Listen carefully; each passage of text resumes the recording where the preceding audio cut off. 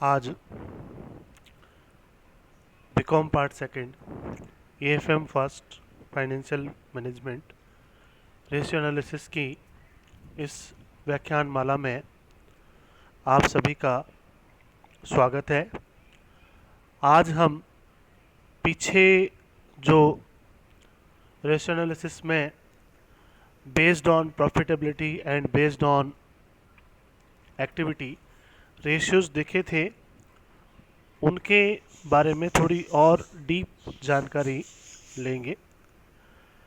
Profitability ratios में based on capital में अपन ने देखा था, पहला एक रेशियो था पूंजी पर आधारित लाभदायकता अनुपात में विनियोजित पूंजी पर प्रत्याय रिटर्न ऑन कैपिटल एम्प्लॉयड।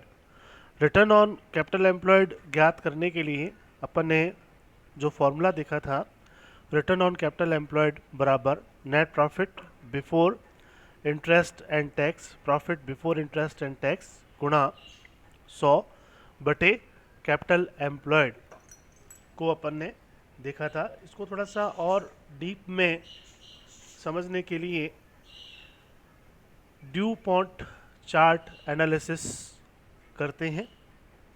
किसी संस्था की लाभदायकता को प्रभावित करने वाले दो घटक होते हैं।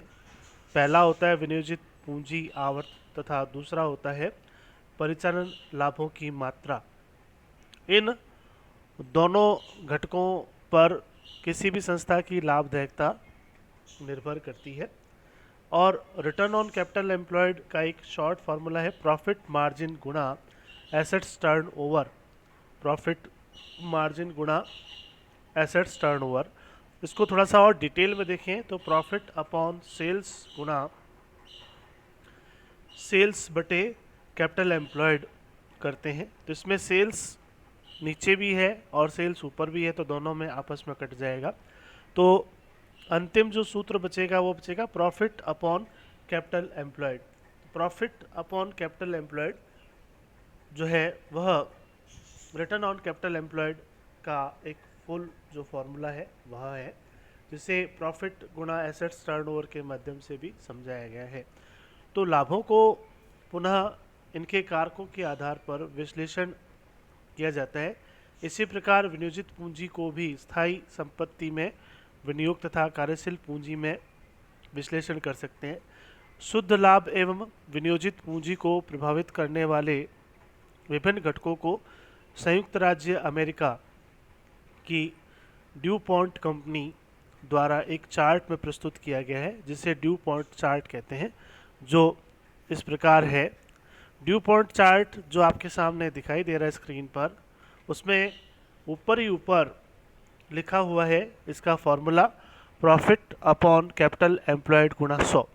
इसको थोड़ा सा और एलाबरेट करते हैं, थोड़ा सा और विस्तृत करते हैं, थोड़ा सा और ज़्यादा इसको समझते हैं। तो इसमें दो मुख्य तत्व है, प्रॉफिट मार्जिन और एसेट्स टर्नओवर। तो प्रॉफिट मार्जिन जो है वो किस प्रकार से आएगा, net profit divided by sales करेंगे तो प्रॉफिट मार्जिन आएगा। और नेट प्रॉफिट जो है वह कैसे आता है, सेल्स माइनस ऑपरेटिंग एक्सपेंसेस को घटा देते हैं तो अपने पास में प्रॉफिट मार्जिन आता है। और ऑपरेटिंग एक्सपेंसेस कैसे आते हैं, operating expenses cost of good sold plus selling and distribution expenses. तो जो अपन ने बेस्ड ऑन सेल्स जो फॉर्मूले देखे थे, उनमें इन सब चीज़ों को अपन ने देखा था कि कॉस्ट ऑफ गुड सोल्ड में सेलिंग एंड एडमिनिस्ट्रेटिव एक्सपेंसेस जोड़ देते हैं तो ऑपरेटिंग एक्सपेंसेस आते हैं, और ऑपरेटिंग एक्सपेंसेस को सेल्स में से घटा देते हैं तो नेट प्रॉफिट आ जाता है, और नेट प्रॉफिट में सेल्स का भाग दे देते हैं तो प्रॉफिट मार्जिन आ जाता है। यानी प्रॉफिट मार्जिन कितना है वह अपने को पता लग जाता है। तो इसको ऊपर से नीचे और नीचे से ऊपर इस प्रकार से समझ सकते हैं। इसी प्रकार से एसेट्स टर्नओवर कैसे आएगा, sales divided by capital employed. और कैपिटल एम्प्लॉयड कैसे आएगा, fixed assets plus working capital. और वर्किंग कैपिटल कैसे आती है, current assets minus current liabilities. तो इसको शॉर्ट फॉर्म में समझने के लिए इस प्रकार से देख सकते हैं कि वर्किंग कैपिटल का जो फॉर्मूला है current assets minus current liabilities, और फिक्स एसेट्स में वर्किंग कैपिटल जोड़ देते हैं तो कैपिटल एम्प्लॉयड आ जाता है। इस प्रकार से कैपिटल एम्प्लॉयड अपने दूसरे तरीके से भी दे सकते हैं कि टोटल एसेट्स यानी कि current fixed plus current assets को जोड़कर उसमें से करंट लायबिलिटीज अगर घटा देते हैं तो अपने पास में कैपिटल एम्प्लॉयड आ जाता है। और कैपिटल एम्प्लॉयड को अगर सेल्स से डिवाइड कर देते हैं तो अपने पास एसेट्स टर्नओवर आ जाता है। तो उपयुक्त चार्ट से स्पष्ट है कि विक्रय लागत या व्यय में कमी से लाभ में वृद्धि होगी, जिससे विनियोजित पूंजी पर प्रत्यय की दर में वृद्धि होगी, बशर्ते विनियोजित पूंजी में परिवर्तन नहीं हो। किंतु यदि लाभों में वृद्धि के साथ साथ विनियोजित पूंजी में भी वृद्धि होती है तो विक्रय में वृद्धि के कारण स्कंद व देनदारों में वृद्धि से संभव है, तब प्रत्यय दर में कोई परिवर्तन नहीं होगा। अर्थात अगर जितना आप विक्रय वृद्धि करते हैं उतना ही अगर विनियोजित पूंजी में भी वृद्धि हो जाती है तो इन रेशियोज में कोई प्रभाव नहीं पड़ेगा, इन रेशियोज में कोई अंतर नहीं पड़ेगा।